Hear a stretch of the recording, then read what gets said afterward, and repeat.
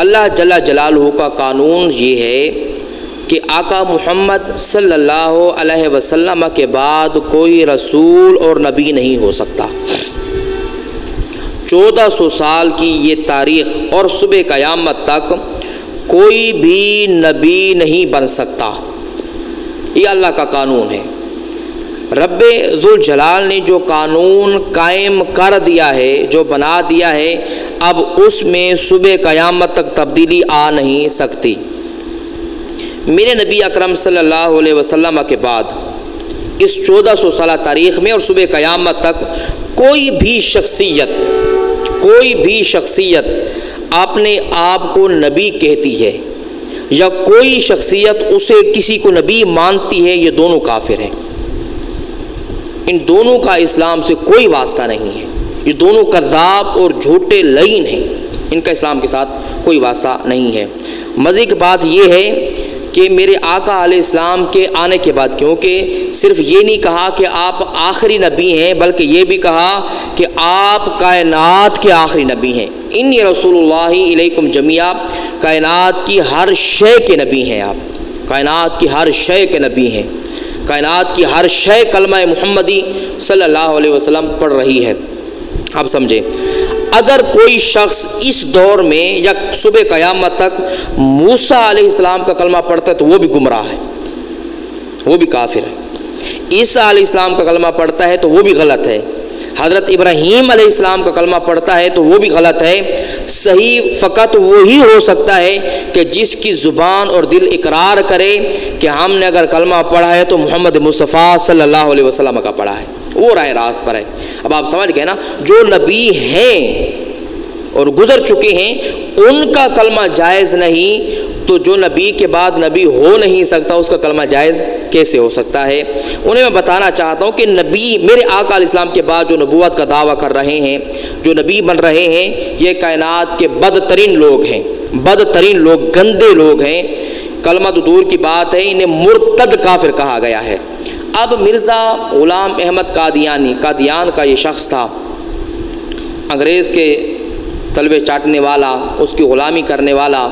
پھر انگریز نے سازشیں کی، بحث لمبی نہ ہو تو یہ بتانا چاہتا ہوں کہ انہوں نے اسلام کو توڑنے کے لیے اور پیغمبر آخر الزمان صلی اللہ علیہ وسلم کا جو رشتہ ہے اپنی امت کے ساتھ اور امت کا جو تعلق ہے اپنے نبی کے ساتھ، اس کو کم کرنے کے لیے، محبت کے اندر ایک دیوار قائم کرنے کے لیے انہوں نے مرزا قادیانی کو بیچ میں آڑ بنا کر بھیجا کہ نبوت کا دعویٰ کرے گا، ہم جو ہے مالی طور پر تمہاری مدد کریں گے اور تمہیں ایک نیا دین دیں گے تاکہ اسلام کمزور ہو جائے معاذ اللہ۔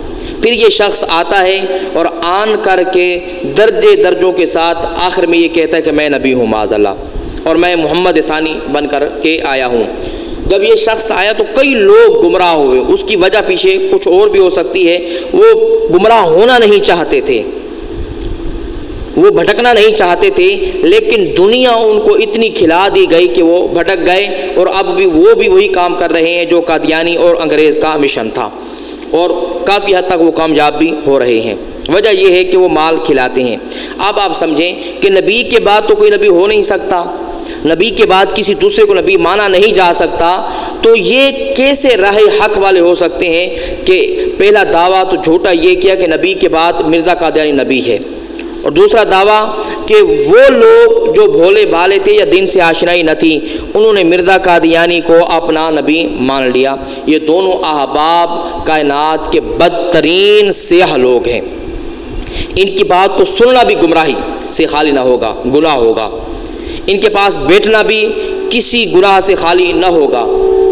حضرت عمر بن الخطاب رضی اللہ تعالی عنہ، اب یہ میں اپنی بات کو پختہ کرنے کے لیے یہ حدیث پاک بیان کرنا چاہتا ہوں۔ ان کے پاس کچھ صحیفہ جات کے چاند ایک اوراق آ گئے، تو انہوں نے آن کر کے آقا علیہ السلام کے سامنے پڑھنا شروع کر دیا۔ اب نگاہ چونکہ اوراق پر تھی تو حضور کا چہرہ دیکھا نہ تھا، جب پڑھ چکے اور نگاہ حضور کے چہرے پر گئی تو چہرہ متغیر ہو گیا، چہرہ متغیر ہو گیا۔ قربان جی، کہا یا رسول اللہ میں نے کچھ غلط کیا ہے؟ میرے آقا علیہ السلام نے فرمایا کیا تمہیں قرآن کافی نہیں؟ کیا تمہیں محمد مصطفیٰ کافی نہیں؟ اس نے کہا یا رسول اللہ ہمیں قرآن بھی کافی ہے، محمد مصطفیٰ بھی کافی. تو کہا کہ پھر قرآن کے ہوتے، محمد مصطفیٰ کے ہوتے موسیٰ علیہ السلام کی تورات پڑھنے کی ضرورت کیا تھی، قرآن پڑھنے کی ضرورت کیا تھی؟